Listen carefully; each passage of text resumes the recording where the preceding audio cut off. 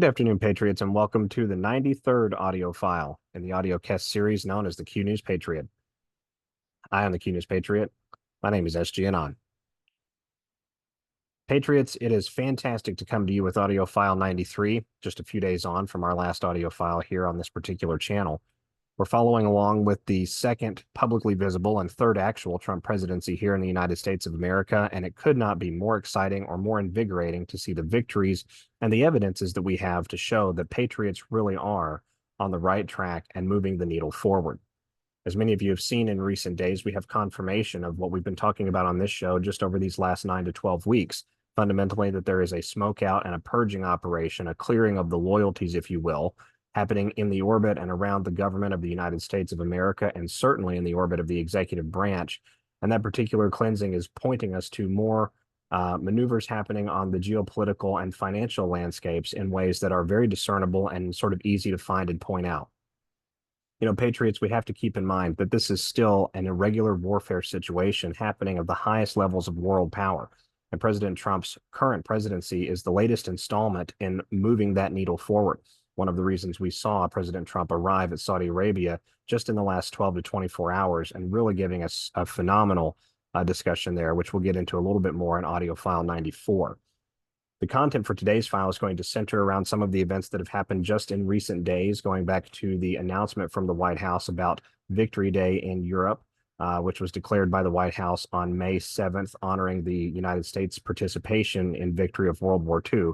But fundamentally, also, we're going to talk about a number of things that branch off from this, including maritime Caribbean trafficking interdiction operations and the disconnection from the British Empire and the final end of the war between the central bankers and we, the people of the entire world, in this process. It could not be more exciting, Patriots, when we step back and appreciate what's really happening out there.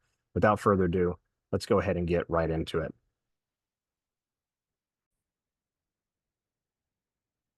We're going to start our discussion today, Patriots, by first letting each of you know that today's audio file will not feature any paid sponsorships or ads. We do have the liberty and freedom on this end to not include an ad read in each audio file, considering the production schedule that we're now keeping. And we're going to get started here with President Trump's announcement for Victory Day in World War II. This proclamation published on May the 8th, 2025, signed and established on the 7th of May. So we've come over here to whitehouse.gov under presidential actions. You'll find this announcement. Today, our nation proudly commemorates the 80th anniversary of the Allied powers' triumph over National Socialism and fascism and the end of World War II in Europe, one of the most epic victories for forces of freedom in the history of the world. Now, something I want to let each of you patriots know as we go through this particular proclamation is President Trump is implying to us a very, very important truth throughout the language of this entire proclamation. On this Victory Day for World War II, we celebrate the unmatched might, strength, and power of the American Armed Forces, and we commit to protecting our sacred birthright of liberty against all threats, foreign and domestic. Where have we heard that language before, Patriots? In the wake of December 7, 1941 attack on Pearl Harbor, the United States righteously entered the fray of what would become the apex of the eternal battle between good and evil. The apex of the eternal battle between good and evil. So this was not a war isolated for political reasons or, resource reasons or industrialized reasons confined to the 20th century, Patriots, and President Trump is telling us that. After nearly 4 years of the darkest and bloodiest chapters ever recorded in human history, more than 250,000 Americans lost their lives in the fight against the Nazi regime. Today and every day, we pay tribute to all those who made the ultimate sacrifice for their nation, their liberty, and the survival of Western civilization. Without the sacrifice of our American soldiers, this war would not have been won, and our world today would look drastically different. May 8, 1945 marks the Allies' acceptance of Germany's unconditional surrender. Now, here's where it gets very interesting, Patriots. Listen to this. The beginning of the end of years of long, gruesome, and brutal warfare. The millions of souls senselessly lost serve as a reminder of why we must pursue peace through strength. I remain steadfastly devoted to stopping the years of endless foreign wars and preventing the further loss of lives. So this is present tense language, Patriots. We have switched from past tense and remembering something from a bygone age into talking about the here and now in this moment. I remain steadfastly devoted to stopping the years of endless foreign wars, implying that these years of endless foreign wars have not been stopped before, and preventing the further loss of lives. As I stated during my inaugural address, we will measure our success not only by the battles we win, but also by the wars we end. And my proudest legacy will be that of a peacemaker. As we commemorate Victory Day for World War II, we offer our unending thanks to every patriot from the greatest generation who left behind his home and family to fight for our freedom in distant lands. We honor the memories of all those who perished. Above all, we renew our commitment to keeping America and the entire world safe, secure, prosperous, and free. Now, therefore, I, Donald J. Trump, President of the United States of America, by virtue of the authority vested in me by the Constitution and the laws of the United States, do hereby proclaim May 8th, 2025, as a day in celebration of Victory Day for World War II. In witness whereof, I have hereunto set my hand this 7th day of May in the year of our Lord 2025, and of the independence of the United States of America, the 249th. Donald J. Trump.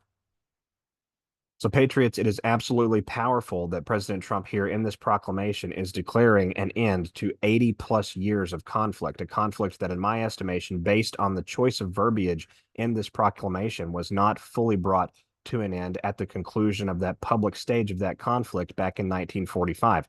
And many of us are aware of that by virtue of the intelligence community's records and the maneuvers and the machinations that have occurred throughout the entirety of the 20th century that clearly show there was not an end to that conflict, but rather a reimagination of that conflict, a transplantation of the individuals, the dark occult masters behind that conflict and all conflicts into the Western world to foment, and really into the Eastern Bloc as well at the highest levels of Soviet government, to foment an endless conflict really throughout the 20th century. And we saw more than 200 different warfare scenarios between 1946 and 2001 popping off around the world in that period of time where we were supposed to be focused, of course, on so-called world peace.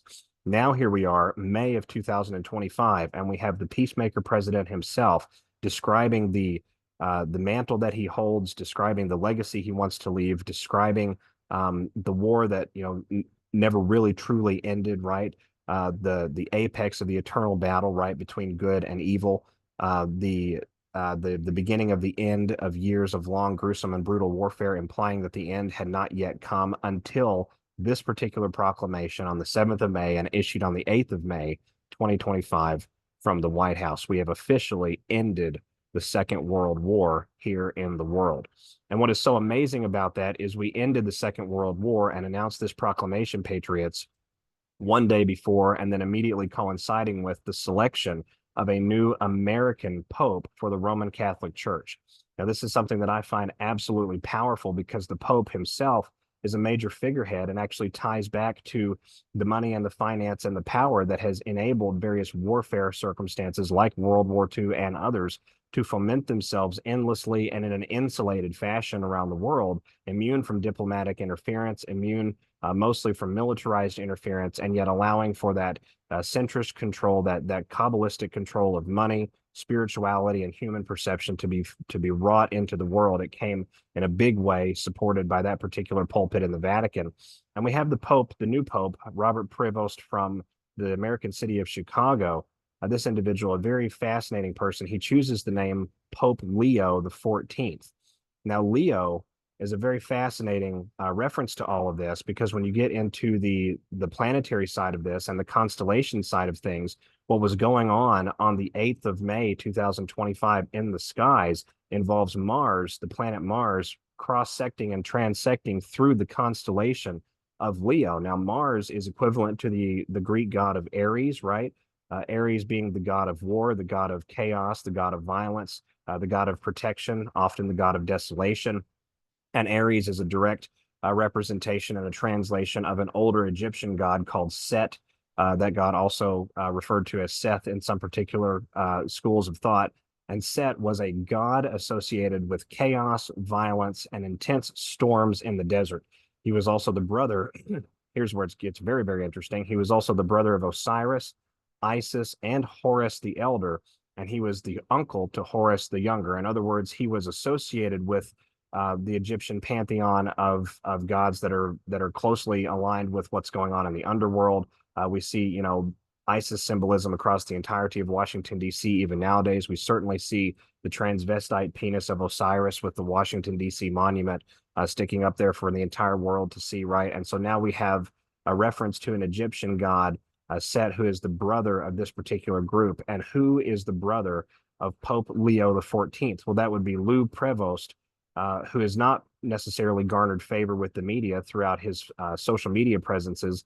An article from The Guardian coming out just a few days ago saying anti-democratic and anti-trans Facebook posts of Pope Leo's brother draw scrutiny. The oldest brother of newly elected Pope Leo the 14th has predicted that the Roman Catholic Church's first ever U.S.-born leader will strive to be apolitical in his role, which, if that happens, would cut a stark contrast with the papal siblings' fierce support of so-called far-right American politics. So we literally have the play out, the pantheon, if you will, of days gone by happening right here in the world. We have the brother of a very powerful figure tying back to the presence of Mars in the sky. Mars was the Roman god of protection, the Roman god of war, the Roman god of the storm. Ares was the Greek god of the storm, the Greek god of war, the god of desolation again. And so, all of this sort of tying back symbolically in a very powerful way on the same day, again, that President Trump is describing that we have concluded the Second World War, a conflict coming up now, not quite 100 years in length and in the making. And so, Patriots, I don't think we should, underestimate by any stretch of the imagination the importance and the gravity of the time period that we're living in right now, right? We are moving things around in the world in significant and powerful ways. We are essentially, I wouldn't say as far as to go as in control, although Q tells us Patriots are in control, but we are certainly influencing and controlling by way of indirect pressure a number of the events that happen out there at the geopolitical landscape, at the international landscape, all of this unfolding in real time right here in this first quarter at this and coming through the midway about through the second quarter of 2025 as we look towards Memorial Day later this month here in the United States.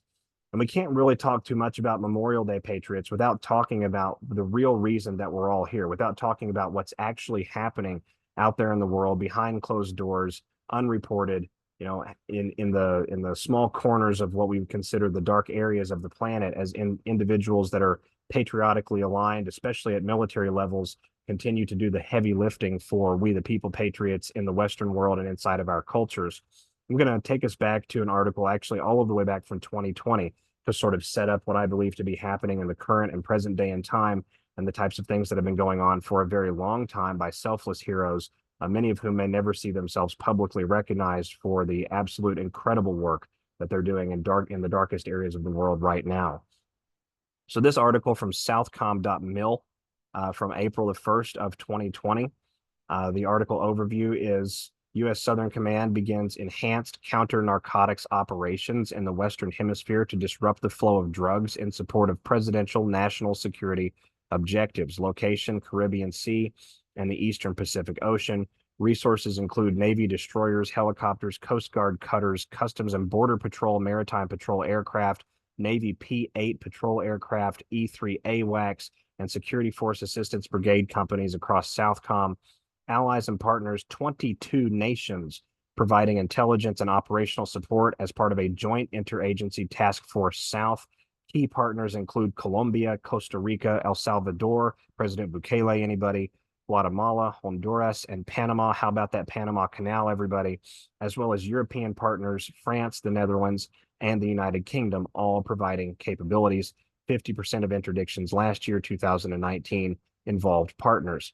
U.S. whole of government efforts continue with interagency assets from Customs and Border Protection, the DEA, and others. These enhanced counter-narcotics operations constitute an increase in naval destroyers, combat ships, aircraft, and helicopters, and Coast Guard cutters. So, Patriots, this is not we're going after, a few dinghies that are trying to make the run from Cuba to the United States mainland carrying 50 kilos of cocaine. We're deploying militarized assets to engage militarized and paramilitarized capable forces. Think submarines, think small transport craft that are heavily armed on the surface, shock boats, things of that nature, amphibious craft, right? We're going after the entire architecture that has been constructed from the intelligence community right on up. We know a tremendous amount of the drug trafficking that happens around the world, and the Caribbean theater is certainly no exception to this. A tremendous amount of that happens to include humans that are being smuggled right alongside those containers, oftentimes in the same parcels and in the same overall units as the drugs themselves are being smuggled in. And so it's sort of an implied understanding in many regards that when we look at what's happening with so-called counter narcotics operations, drug interdiction operations, international cartel, drug paraphernalia operations, we're also talking about the possibility to encounter raw human smuggling in that particular corridor and in those particular corridors, excuse me. And it's very common for that to happen. And one of the things that I found extremely fascinating was the response recently online of an AI agent that is actually programmed with input and in-feed from rogue intelligence operatives that have cast themselves as sort of going against the grain and detaching themselves from the mainstream intelligence narrative, but individuals who keep themselves fundamentally in the dark relative to the overall public awareness. But one of their AI agents, which can be found at GovAI Intel Rogue, let me see here, put out a very, very fascinating statement that I've actually been able to backtrace out and prove a little bit in what I consider corroborative form. Give me just a moment here. I want to make sure to read the correct one for each of you. All right, here we go, Patriots. Thank you for a very short bit of patience on that right there. So the name of the actual AI itself, I had it incorrect just a moment ago. It's GovAI on Sol, so ONSOL, GOVAISONSOL. And that particular respondent gave a very fascinating answer to a series of questions posed to it online just a few days hence. One of the questions was, which operations are currently underway to arrest pedos and traffickers taking them off the streets? And the AI responded by saying Operation Blackwater Shield is running parallel currently to Operation Restore Justice, which is an FBI operation focused primarily on maritime trafficking routes through Caribbean shell companies. One of the respondents then comes back and says, well, which shell companies? And the AI responds by saying Trident Maritime Holdings, Blue Cayman Oil Logistics, and Antilles Freight Systems serve as the primary fronts. Their shipping manifests show agricultural equipment transfers that never reach their farming destinations. What I find absolutely powerful about this, Patriots, is when we come over and we actually begin searching through some of the names that were referenced there, you can find these names online. Their profiles certainly do fit that of trafficking fronts and human smuggling fronts, as well as armament smuggling fronts out there in the black market areas of the world. The logo from Trident Maritime Systems, for example, being essentially the same three-pronged fork, excuse me, as the national flag of the island nation of Barbados, which has a giant black trident emblazoned on a blue and yellow flag insignia itself. So when we look at that particular landscape, it's also very interesting. The color patterns, it matches the color patterns of the temple on Epstein Island. And I encourage each of you to look for those commonalities as you continue in your research. But I want to focus on one of these companies mentioned, Antilles Freight Corporation. Antilles Freight Corporation is registered online to an address 11206 Northwest 36th Avenue in Miami, Florida, 33167. If we come over to the About Us page for Antilles Freight, the incorporation was founded on May the 2nd, 1988. Its first sailing occurred on June the 24th, very next month of 1988. The directors and shareholders of the company include Mr. Ed Lopez as president and Mr. Joseph Roden as executive vice president and company secretary. The About Us page states, since our inception, we have been offering our customs a completely electronic range of services, starting from our warehouse with full inventory control, which enables us to provide up-to-date cargo statuses. Customers have real-time access to their shipments. Once it is received at our facility, an email is sent to the authorized party, and customers also have the ability to log into our website to track the status of their shipments. In addition to being a customs bonded warehouse and container freight station, which allows them to skirt certain regulatory requirements, Patriots, including custom inspections, we provide the following ancillary services: local trucking, packing, crating, and segregation of freight. In other words, they are the hands and feet on the ground moving cargo. They are the hands and feet inside the warehouses, inside the trucks themselves, This would be the type of company that you would want nefarious mercenary style agents operating within, because you would need that type of sociopathy present in the employment base of that company to move certain what we'll call illicit and morally bereft cargo around the rest of the planet. Antilles Freight Corporation operates a 55,000 square foot warehouse located in the between easy access points for all major roads and expressways, including the Port of Miami and Miami International Airport. AFC directors are personally involved in the day-to-day activities of the company in the areas of operations, inclusive of administration and business development, and each has over 40 years experience in all aspects of the industry. Now, what's fascinating is if we come over here to 11206 Northwest 36th Avenue in Miami, Florida, it's very interesting, Patriots. We don't actually find Antilles Freight Corporation at all. What we find down there at this particular address, if we come to this address, give me just a moment here. I'm pulling up Google Maps and I have to refresh my page here on this end. But what we find is not Antilles Freight Corporation. We find the Southeast Florida Motorcycle Safety School. And so we clearly now have a front address being established here for this particular corporation, but it is in fact located just within a couple of city blocks of the large international airport that's just to the immediate northwest of this location. It's also located less than 3 blocks from a main highway coming through, looks like Northwest 119th Street. In the immediate area, we have a center gate warehouse for Carnival Cruise Lines. All right. And on the other side of this particular storehouse up the road on looks like Northwest 112th and Northwest 114th Street, both of those streets dead end over here at what is part of the, let me make sure, what is part of the Miami-Dade Miami-Dade College North Campus and the Palmettum at Miami-Dade North. So the Palmettum is a very large botanical garden, right? So when we look at the history of trafficking itself, the pathology of trafficking itself, where do people disappear from? People disappear from the streets into warehouses. People disappear from the streets into the underground systems, into sewers, for example, or adjacent maintenance systems running inside of underground infrastructure beneath cities. People disappear from large forested areas, national parks, very large walking gardens, for example. People disappear on cruise lines. So we have a warehouse tucked within just a few city blocks of all of these areas and just a few miles from the airport itself, as well as the Port of Miami, which offers an escape route into international waters in a relatively quick amount of time.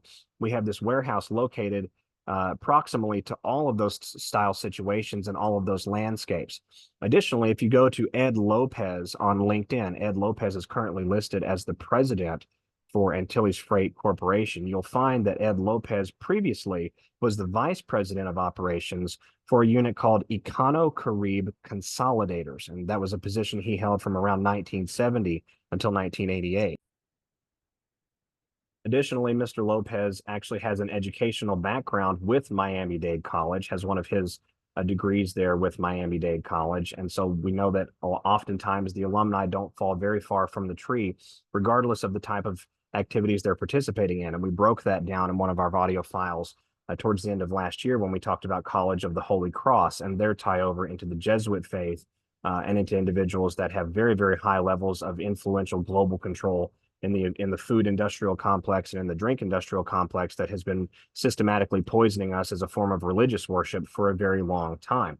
But what I find very fascinating with Econo-Carib is that Econo-Carib actually has an adjudicated history with facilitation of drugs and other paraphernalia. If we come over to trellis.law, this is a case taken from, let me see here, it's item number 19. This is a case taken from, it looks like, 2023, filed in, let me see if I can find the jurisdiction here, Patriots, filed in the United States District Court for the Central District of California, case number 223-MJ-05988-DUTY, so duty. I find that very interesting when we talk about the potential military tie over with some of these activities, destroying these maritime trafficking corridors. But item number 19, in this particular complaint that was filed, or in this legal complaint that was filed referencing this particular case, according to a bill from Econo-Carib Consolidators, Inc., which also is designated as ECU Worldwide, the freight forwarder for the Cocoa Republic shipment from April the 3rd of 2023. The Orange Courier delivered the shipment from Orange County Crating to an ECU warehouse on behalf of a customer named Sam. And during the search of defendant Dawood's residence, agents found a bill from Orange Courier dated April 3rd, 2025. Agents also found a sales order from Orange County Crating dated April 3rd, 2023, identifying the customer as a quote, Sam Martinez. Orange County Crating provided video surveillance footage dated April 3rd, 2025, showing the customer responsible for the Cocoa Republic shipment, who identified himself as Sam Martinez. And upon reviewing the footage, I immediately recognized Dawood as the person who identified himself as Sam Martinez. According to data from AT&T, a phone subscribed to Dawood, this is the defendant in this case, Patriots, registered locations near Orange County Crating on April the 3rd of 2023. It also registered locations near Cocoa Republic in LA, California on February 6th of 2023. And according to a sales order from Cocoa Republic, the quote, coffee tables comprising the Cocoa Republic shipment were purchased on February 6th, 2023 by a Sam Martins. According to phone tolls from AT&T, however, the same phone number contacted Cocoa Republic, Orange County Crating, and Orange County Courier between January and April 2023, and I believe this to be a burner phone controlled by Dawood based on phone tolls and subscriber information. So this entire case is about a drug interdiction that occurred tying back to the Cocoa a group called Cocoa Republic. And the transporter, one of the transporting agents for that particular drug shipment was Econo-Carib Consolidators, which was the company that our Mr. Ed Lopez, who's currently the president of Antilles Freight, used to be in charge of. Now, Econo-Carib is listed on the Customs and Border Patrol website as a non-vessel operating carrier, operating common carrier. And so what this allows for is a tremendous amount of flexibility with interfacing with shipping companies worldwide. It allows for a tremendous amount of interoperability capability. Maybe that's the best way to say it when you're talking about trying to bridge large and small shipments and really appeal to that medium shipment world when we're talking about the movement of logistics and large cargo shipments and freight around the planet. But here's where our trafficking connection ties back to ECU and Econo-Carib, which ties back to Ed Lopez, which ties back to the current Antilles Freight Corporation, which is a front address in Miami, currently registered to a motorcycle store. And that's with respect to something called ECU Worldwide's parent company, All Cargo Logistics. All Cargo Logistics is an Indian-based logistics company who has President Trump been talking to in recent days, Patriots, who is currently involved in the conflict with Pakistan on the ground, right? That would be the country of India. All Cargo Logistics acquired ECU Worldwide, which was previously the ECU line, and prior to that was Econo-Carib in 2006. Through subsequent acquisitions, All Cargo strengthened its global presence and later rebranded its subsidiaries, including the ECU line, as ECU Worldwide. Shashi Karan Shetty is the founder and chairman of All Cargo Group and is the chairman of both All Cargo Logistics and ECU Worldwide. In 2013, All Cargo Logistics acquired U.S.-based Econo-Carib Consolidators and a controlling stake in Netherlands-based logistics company FCL Marine Rotterdam through its wholly owned arm, ECU Hold NV. In 2016, the ECU line, Econo-Carib, and other international acquisitions were rebranded into ECU Worldwide. I wonder why they rebranded right before President Trump came into office. So if you come over here to All Cargo and we do a little bit of background on All Cargo and who that particular group actually is, we have a little bit of history here. All Cargo, let me see here. All Cargo's MTO service comprises non-vessel operating common carrier operations related to LCL consolidation and neutral FCL activities globally through its wholly owned subsidiary ECU Worldwide. Initially, All Cargo entered the business of LCL consolidation as agents of ECU Worldwide, then known as ECU Line, with an international network across 180 countries. The division provides direct export, import, and multi-city consolidation services. So this would be your middleman, whether you were moving good cargo or bad cargo. This would be, if you were running a criminal enterprise, this would be your foot soldiers on the ground, the individuals behind the wheel of your supply trucks running from the docks to the warehouses, from the warehouses to the airports, from the airports to the warehouses to the docks. This would be the type of group that you would have to have on payroll at some point downstream, right? In order to facilitate the movement of that, to handle the paperwork and the bureaucratic sleight of hand that has to occur, excuse me, that AI that we referenced just a few minutes ago, talking about how shipping manifests don't add up with actual cargo being delivered, but that's not an area that the government typically has access to, and certainly law enforcement does not typically have access to unless we have a significant level of probable cause or an extraordinary situation of military and civilian national emergencies dovetailing like we've seen over the last 8 years. And here's the cream on the crop, Patriots. All Cargo Logistics, which is the parent company of Econo-Carib and ECU Worldwide, which ties back to Mr. Ed Lopez, which ties back to Antilles Freight, and incorporation that is addressed, domiciled anyway, reported online as being addressed in the Miami area under a false address. All Cargo has a strategic partnership with Evergreen Marine. When we look at what's happening in the world, Patriots, it becomes painfully obvious. Additionally, one of Antilles Freight's main destinations and one of their foreign agent representatives that exist in the Caribbean area is found under the name Skyline Cargo Limited. This is located inside of the Barbados Small Business Development Center in Fontebelle, in the city of St. Michael on Barbados Island. And isn't it very interesting that just this past February, let me come over here and make sure that I get it. Just this past February, who did we see in Barbados? We saw the United States Marines.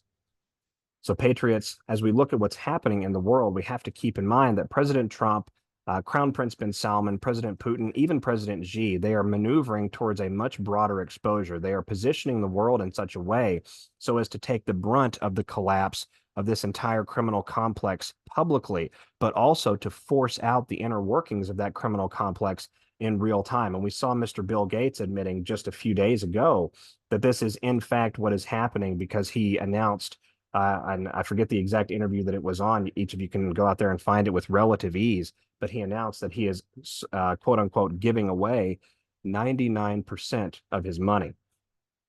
Now, Patriots, this is the same, evil Bond villain style human being that just a few years ago, or actually just about a decade and a half ago, was talking about depopulating the entirety of the world, right? Was talking about, ushering in a pharmaceutically based genocide emanating primarily from vaccines. The man did not even hide his intentions, did not even hide what, sort of philanthropic work and philosophical work his foundations and Microsoft and various others were a part of, but they didn't come right out and give us an overt spelling out of exactly what was going to be happening either. But we know that Mr. Gates was one of the individuals that met very early on with President Trump, actually in Trump Tower in the early days during the transition period between 2016 and 2017. And without speculating too far afield here, Patriots, I can say with almost certainty that the discussion of what was going to happen to Mr. Gates's money and his legacy likely occurred in that particular meeting. Executive Order 13818 is a boomerang that continues to come back around and around and around again, and it's ensnaring and encapsulating an enormous cross-section, an enormous segment of the population at that international and national level here in the United States of America who have been involved in serious sort of like gobsmacking and jaw-dropping human rights abuses and levels of organized RICO-style corruption, which we're seeing those investigations and those continued pursuits playing out in real time with the exposure in recent days of what's coming out of the Diddy trial that just began at the very beginning, I believe, of last week, has been going along through this process here in early May for some time now. I find it absolutely compelling and absolutely fascinating that we're seeing this admission now from Mr. Gates, confirming what we've been talking about the entire time. This covert war, this silent effort to right the boat of mankind, is producing real and actionable results. We are just a little bit ahead of the game when we talk about our vision, Patriots, relative to the rest of the world. Patriots, as we move into closing our file today, I hope you will sit back and reflect that you have lived through just in the last several weeks the conclusion of the true forces, the conclusion of the true conflict that underpinned and defined and really propelled forward the irregular warfare of the Second World War. You've also lived through the conclusion of the Vatican control complex's reign of terror against mankind, and you're rapidly living through the conclusion right now of the black market criminality and the end of a period of severe consternation and severe conflict in this world, focused at saving the children and putting a stamp out to the most grievous criminal actions being committed anywhere in the world. It is an incredible and remarkable time, and President Trump continues to remind us through actions taken by the administration almost daily at this point that patriots will determine the future and the destiny of mankind. It will not be the globalist ball of vampires, to use President Putin's words, who will have the influence on where we go and how this earth looks over the next 50, 100, and even 1,000 years. You are here, right now, chosen by the living God to behold these events and this period and to help guide your fellow man and woman through the exposure that is still occurring, that we're seeing accelerating actually in real time at the nation state level in the mass public consciousness. We are and have been priming the pump, and it is soon time, it's going to be soon time, I should say, to bring that pump out into the open and allow the public to drink from that refreshing and rejuvenating, life-giving, truthful water. I could not be more excited to walk this journey with each of you, and I'll be back with all of you again soon on the Q News Patriot Rumble. God bless everyone. Stay safe today and enjoy your phenomenal week in the middle of May. Thanks. This is SGAnon. Bye-bye.